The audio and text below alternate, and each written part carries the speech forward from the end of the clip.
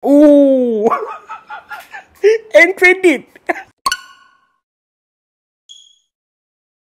Assalamualaikum dan juga salam sejahtera. Hai, kembali lagi ke Zaf Vlog. So, hari ni kita akan buat satu review untuk filem Frontliner yang telah keluar di Netflix.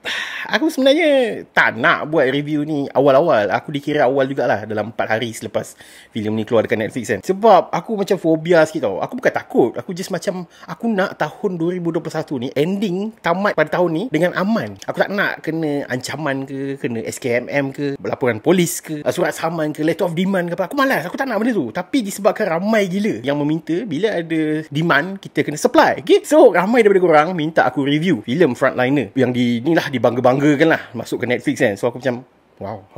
Anyway, Frontliner, filem ini adalah sebuah filem arahan sama oleh pengarah filem Cluster. Filem Cluster tahun lepas pernah memenangi top 1 dalam top 10 filem sampah tahun 2020 oleh Zaf, dan juga top 1 dalam top 10 Subscribers Choice Award yang dipilih sendiri oleh korang. Dia mendapat top 1 korang sendiri yang undi. I have my lowest expectation lah untuk filem ni. Memang low gila babi lah. Tahun lepas aku dapat tahu filem ni pun tahun lepas masa filem Cluster tu keluar. Dan sehinggalah 3 ke 4 minggu sebelum ni, ada someone ni lah, influencer dekat Twitter. Dia ada tweet tentang satu poster dan mengatakan dia tak sabar untuk filem Frontliner ni yang bakal keluar dekat Netflix. So aku pun tengoklah filem tu kan. Frontliner, macam aku pernah dengar pula nama filem Frontliner ni.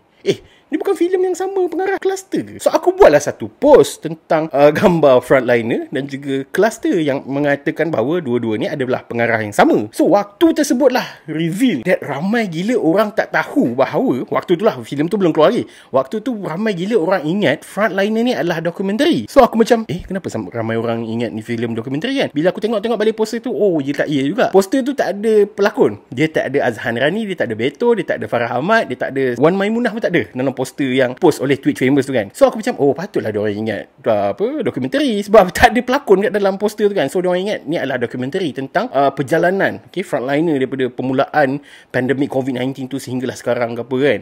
So ramailah yang telah diperbetulkan tentang anggapan mereka bahawa ini adalah filem. Dia basically mengisahkan tentang, aku tak kata semua Frontliner lah, aku boleh katakan dalam 2 ke 3 Frontliner. Macam tu. Dia doktor, polis, ni Grab rider semua tu lah. Rider makanan delivery semua kan. Aku tak tahu lah NGO perempuan tu dikira Frontliner ke apa kan. Tapi okey lah, letaklah tu sebagai NGO. Selain daripada tu, aku macam tak nampak yang lain. Yang lain mana? Nurse ada kot. Nurse. Macam tu lah. Dia, sebelum aku menerjah ke dalam filem ni kan, aku nak clarify something. Aku mereview filem berdasarkan filem tu saja. Kalau aku kutuk ke apa ke, itu adalah filem tu, bukan Frontliner. Korang jangan salah faham Tolong jangan, kau menghina Frontliner. Tak. I respect them. I have a huge respect for the Frontliners. Cuma aku review ni berdasarkan filem ni. Filem ni yang back to the film.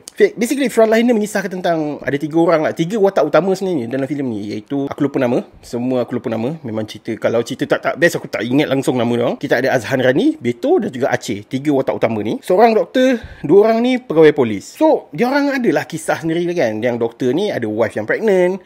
So yang polis ni pula ada wife yang ada penyakit anxiety, anak pula jenis yang kurang ajar, lepas tu nak keluar rumah bagi semua kan. Yang Aceh ni pula ada mak dia yang duduk kat kampung. So mak dia pun ngenjing juga. Kau lebih rela duduk selamatkan orang lain daripada nak jumpa mak kau sendiri, tunggu nak mak kau mati dulu ke apa. Macam tu lah, benda-benda klise benda tu kan. Basically that was it. 3 tu je. What is wrong with Frontliner? First thing first, yang paling obvious adalah script. The script was so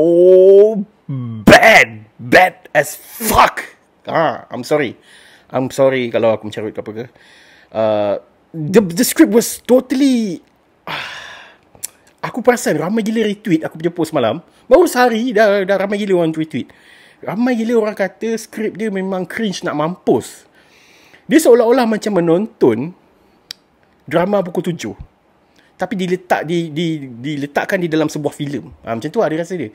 Kalau korang bersentuh pasal drama pukul 7, korang ingat lagi tak dulu ada ni tau, teknik untuk mendapatkan viral dengan meletakkan benda bodoh di dalam skrin tersebut supaya orang boleh viral benda tu. Contoh, ada satu TV seri yang dia letak penyepit tu dekat hidung bagai semua. So bila dia letak gambar tu, dia angkat gambar, benda tu viral. Apa bodoh sangat, kenapa benda drama pukul 7 ni, apa bodoh sangat kan, doktor pergi letak benda-benda ni semua kan. So benda tu viral dan diorang dapat coverage. So positivity untuk diorang. I got a good feeling that this film uses the same tactic, memperbodohkan penonton. That's how bad this kind of film ni. Sebab aku perasan sebelum ni dekat TikTok ada tau orang highlightkan tentang grill tu dibuka, sedangkan bila nak bagi makan tu grill dia tutup.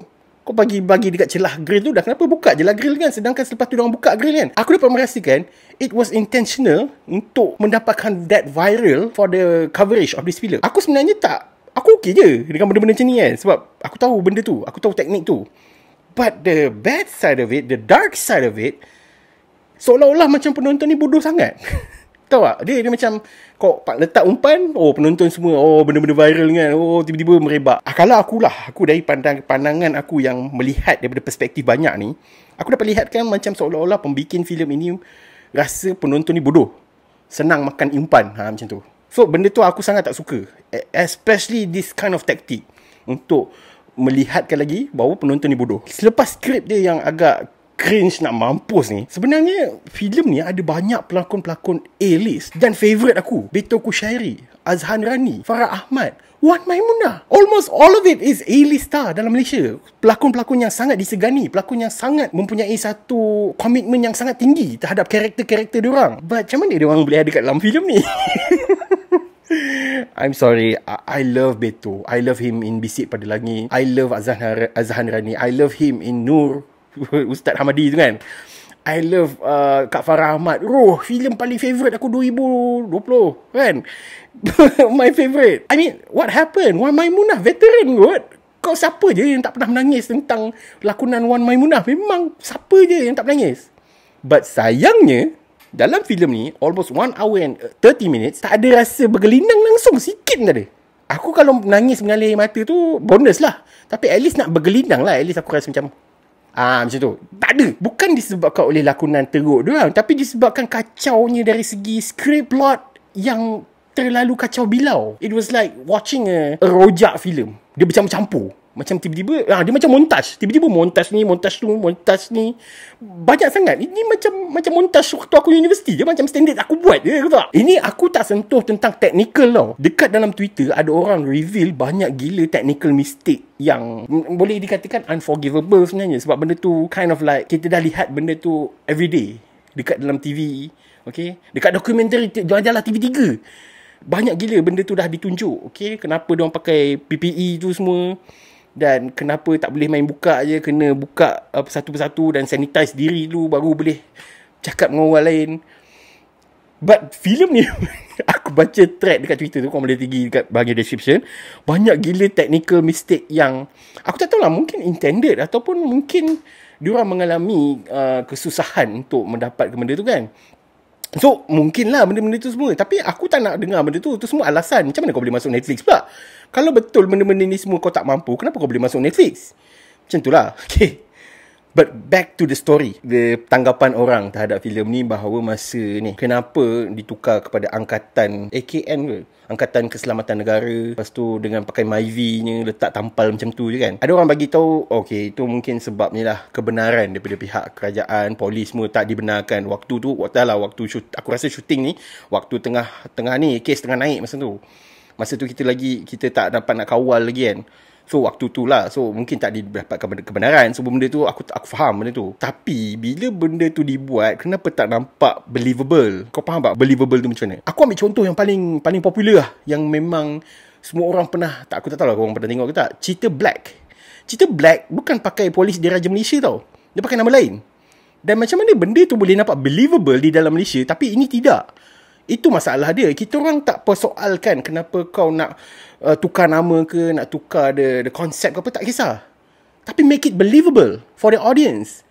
This film doesn't make sense. Dia punya peletakan prop tu semua tak nampak real.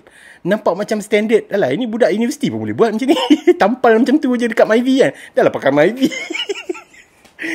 Sorry. Okay, kita tukar kita. Gitu buat saya ingat kan. Belum cerita pasal frontliner polis yang tak pakai mask lah. Yang tackle budak. Shot, aku tengok. Dia dah kenapa siap? Waktu dalam 30 minit pertama tu, aku dapat rasakan macam, kenapa macam diorang menggambarkan bahawa polis ni sangat kejam.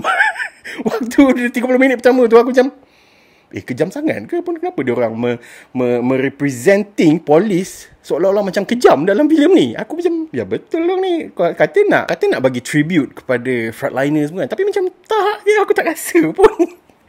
Anyway, dari segi skrip tadi tu aku ada sentuh, dia mengefek pada lakonan tau. Lakonan totally hauk. Even A-list cast tak boleh nak cover this, tak boleh nak kawal, tak boleh nak dukung the whole film on its back.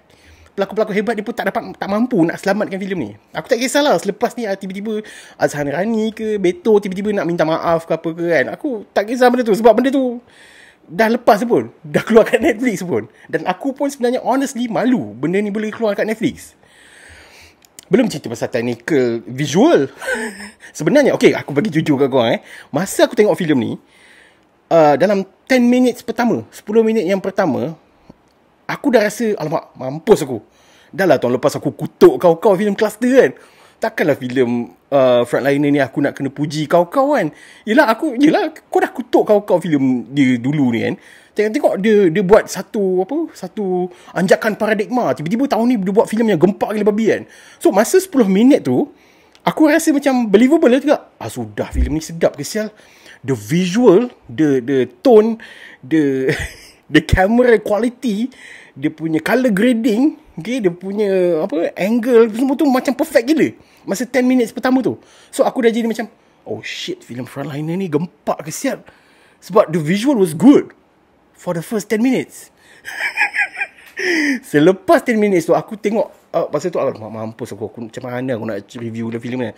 After je 10 minutes, selamat aku. It's just the same. It's the same as Cluster. Cuma dia dia macam ni. Filem Frontliner ni seolah-olah macam tonton filem Cluster, tapi dia upgrade dari segi visual. Gambar dia cantik, tu je. Yang lain semua sama je. Aduh. Skrip dia. Aku tengok filem ni dah tergelak, kata tak. Belum cerita pas dia penghujung tu. Dalam quarter third kot dalam filem ni, ada satu scene yang menggunakan drone. Waktu tu aku ingatkan internet aku slow ke apa kan. Kenapa tiba-tiba pecah gambar drone kan. After the next scene yang tukar yang bukan drone, tiba-tiba HD pula. Internet aku slow ke gambar dia yang pecah. Aku pun patah balik, tengok balik scene drone tu. Aku macam, dia nak menunjukkan ni lah gambar dari KL, tapi jalan kosong, ada 1-2 orang ni kan. Gambar tu pecah gila. Aku macam, tak bagi can langsung dia punya kualiti ni kan. Pecah gila waktu drone tu. So aku macam mana boleh lepas masuk Netflix ya? Nasib baik dekat penghujung tau benda tu berlaku. Nasib baik drone tu tak diletak pada awal-awal filem ke apa. Kalau awal filem agak spoil ke. Aku macam, alah, hodohnya gambar drone ni. Aduh, macam mana? Cuba kau tegang kat aku, macam mana filem ni boleh masuk Netflix? Stres aku tengok. Yelah, masuk Netflix tu tak menandakan bahawa filem tu bagus. Dia dapat trending top 1 ke apa ke, top 2 dalam top 10 filem dalam Netflix ke apa ke, tu bukan sebab kualiti dia, tapi disebabkan ramai orang tonton filem tu. Sama juga. So mungkin korang boleh pergi dekat bahagian description, tekan link zaflot.com, klik pada filem Frontliner ni, korang boleh review dan juga rating kat situ. Mari kita lihat, adakah filem ini benar-benar bagus ataupun benar-benar sampah. Gitu korang boleh review sendiri lah. Apa lagi tentang filem ni? Kita tengoklah komen-komen yang ada dekat ni kan. Aku macam, end credit. End credit tiba-tiba masuk lagu pop yang zaman 2000 punya lagu tu, dan Black yang nyanyi. Aku tak pernah dengar lagu ni, tapi ni first time aku dengar. Dia macam, kenapa cringe sangat scene post credit dia kan ada credit keluar, lepas tu ada gambar Black tengah nyanyi dekat dalam hujan, lepas tu ada orang main gitar kat belakang. Benda tu ada sesering, kau tak payahlah. Black dah lah pakai baju putih, kena hujan, nampak puting. Benda tu macam kelakar tak? Dia macam, apa benda aku tengok ni? Aku perasan dalam filem ni dia banyak ketengahkan benda-benda yang klise di dalam drama pukul 7. Benda tu macam contoh wife kau curang semua tu kan. Benda-benda tu seriously Honestly, you don't have to make this film at all. Sebab kalau nak kata tribute, Majalah 3 dah buat dah dengan dokumentari dia. Aku rasa dalam 4 siri ke 5 siri dah Majalah 3 buat dokumentari tentang apa yang berlaku di sebalik kesusahan mereka setiap hari tu kan. Kau tengoklah dokumentari Majalah 3 memang sangat menyayat hati. Aku paling tak boleh kawal air mata aku masa aku tengok Nurse India tu. Oh, waktu tu memang, oh fuck, shit, boleh-leleh tengok muka aku kan. So kalau nak kata filem ini cuba merealize, sebab dalam filem ni memang 100% rasa macam memberikan, contohnya macam ni PSA, Public Service Announcement, tentang bahayanya COVID ni, okay? Dan perlu mengikut SOP. Kita dah setahun lebih kita dah setahun lebih buat benda ni. Kalau tahun lepas filem ni keluar, okey lah juga, tapi kita dah setahun lebih. Yelah, masih lagi kita ada je ramai kat luar sana yang tak mematuhi SOP. Tapi macam dah macam kau tengok PSA gitu tak, aku naik bosan tengok. aku sebenarnya dekat Twitter ni banyak yang cakap pasal technical tau. Aku tak tahu sangat pasal detail apa yang berlaku di sebalik tabir Frontliner. So apa yang Mamat ni buat memang betul lah. Okay, aku tengok, oh yo, gila babi, salah gila kan. Sebab aku tengok filem tu, aku tak adalah tengok sangat the perbezaan in real life dengan in filem ni kan. Tu yang CPR tu semua aku tak boleh nak brain tu bila aku tengok balik tweet ni kan. Macam, oh what. Aku rasa kesal lah sebab watak Aceh dan juga Wan Maimunah ni, diorang ni anak beranak kan, mak dengan anak.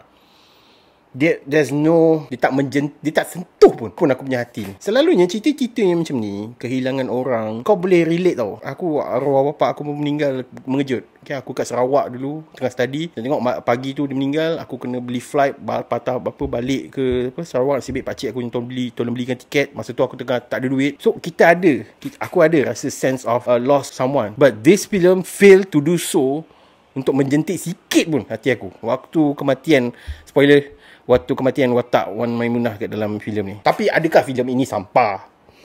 For me, not really. Sebenarnya kalau korang rasa filem ni sampah, ada banyak lagi filem tahun ni yang aku rasa lagi sampah daripada ni.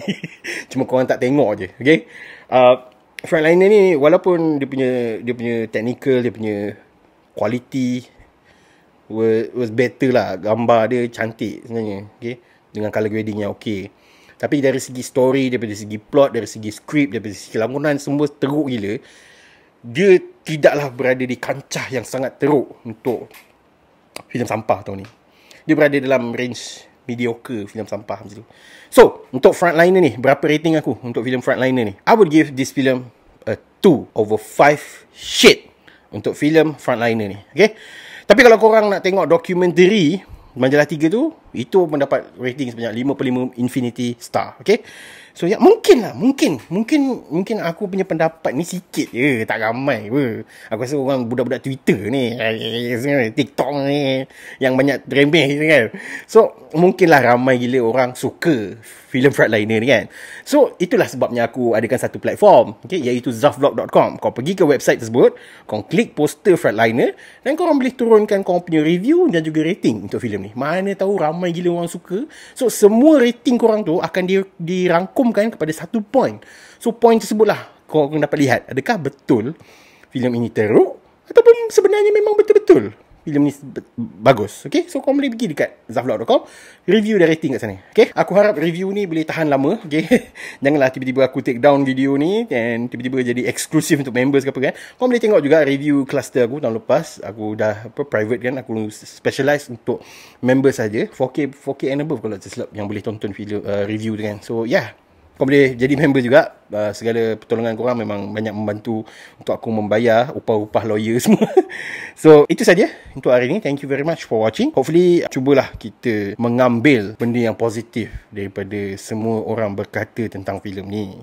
Janganlah pembikin-pembikin filem masih lagi dibayangi dengan kejayaan-kejayaan filem-filem yang tak apa-apa ni. Sedangkan ramai orang sebenarnya after effect this film, ramai orang lagi sangsi, lagi cuak nak menyokong filem-filem tempatan. Itu adalah the dark side. Okay, the positive side adalah sekarang ni ramai orang tengok dekat Netflix, mendapat top 1, okay, dalam top 10 dekat Netflix. It's a positive thing. Ramai orang tengok filem tempatan dekat Netflix. But the bad side comes afterward. aku percaya lagi ramai gila orang yang mempunyai perasaan rasa benci, rasa menyesal, rasa malu selepas support filem ni sebelum tengok je. Okay. Dah tengok dia terus rasa, aduh kenapa aku retweet itu, aduh kenapa aku cakap support filem tempatan itu, aduh kenapa aku support filem tempatan. Itu yang kita cuba nak elakkan. Kita cuba nak elakkan perasaan ni lebih merebak. Sama juga macam COVID-19, kita cuba putuskan, okay, the merebak dia tu, okay. So jangan risau, kita ada banyak lagi filem-filem tempatan yang sangat bagus pada tahun ni. Kalau tak silap aku, hujung tahun ni kot akan keluar filem yang ramai gila orang bagi review positif macam Mencari Rahmat itu. Iaitu cerita Private Sapu, tak silap. Kalau tak silap aku, dia akan keluar hujung tahun ni. Dia akan keluar Powergam. Okay, so yeah. Akhirnya korang dah tahu review aku untuk Frontliner ni. Sorry kalau aku punya ni tak berapa detail. Aku malah nak sentuh technical tentang PPE semua tu lah. Sebab benda tu bukan aku tak tahu detail kan benda tu. Mungkin doktor boleh buat review dorang sendiri kan tentang ni. Oh, dia apa? Specialist doktor react to Frontliner. Mana tahu kan ada orang nak buat content kan. So yeah, itu saja untuk hari ni. Thank you very much for watching. Korang boleh pergi review dan juga rating dekat zafvlog.com. Jumpa lagi pada Zafvlog yang akan datang. Thank you. Oh yeah, just in case lah kalau korang tertanya-tanya kenapa aku malas nak buat review ni kan, kenapa aku malas nak ni semua kan. Aku sebenarnya cuba nak elakkan lah daripada aku nak habiskan tahun 2021 ni, ending dia 3 bulan yang terakhir ni dengan keadaan yang aman. Okay, aku tak nak ada sebarang serabut. Aku just nak review filem, aku just nak tengok filem sebab benda tu aku suka. Nak aku review filem untuk korang juga, untuk subscriber, untuk penonton. Bukan untuk orang industri nak perbaiki ke apa. Bukan, aku nak buat untuk korang. So aku tak nak lah menyerah tengkuk untuk benda-benda yang macam ni. Okay, ini pun aku buat semata-mata untuk korang. Okay, bukan untuk orang atas. Okay, sebab aku cuba nak elakkan lah daripada mengulangi 3 tahun sebelum ni. Okay, sangat stressful ending tahun 2020, 2018, 19, 20. Dan kenapa aku masih lagi tidak censored video-video aku ni? Sebab I don't believe that industry players marah aku sebab aku mencarut. Tak, ada sebab lain. Sebab ada satu filem pada tahun lepas yang aku mencarut filem tu dan aku dapat surat saman. So aku ingatkan, oh mungkin sebab aku carut lah kan. So aku macam, okay tak apalah, selepas ni aku akan tone down a bit. Aku akan kurangkan carut. Tup 2 minggu selepas tu tengok-tengok ada seorang YouTuber lain yang tidak pernah mencarut sekalipun dalam video tersebut, cakap benda yang bagus, cuma dia cakap benda yang negatif lah tentang filem tersebut kan. Memang kritik filem tu. Pun dapat the exact same letter yang aku dapat. Dia kena apa? Dia minta pampasan 150,000 bagai. So since then aku jadi macam, what the fuck? Since then aku macam, babi, ni bukan nak ini bukan sebab nak jatuhkan aku saja ni. Ini nak tutup semua pun. Ini sebab nak tutup mulut semua movie reviewer. That's how bad it is. Dia jadi macam, ni bukan sebab aku mencarut. Sial, ini sebab aku cakap pasal apa, benda-benda negatif pasal filem kau. Walaupun aku cakap dengan semolek-moleknya. So since then aku tak buat dah. Aku dah tak nak tone down ke apa ke. Aku masih kekalkan, okay, identity Zafvlog. Okay, so yeah, itu saja perkongsian pada penghujung video ni. Thank you.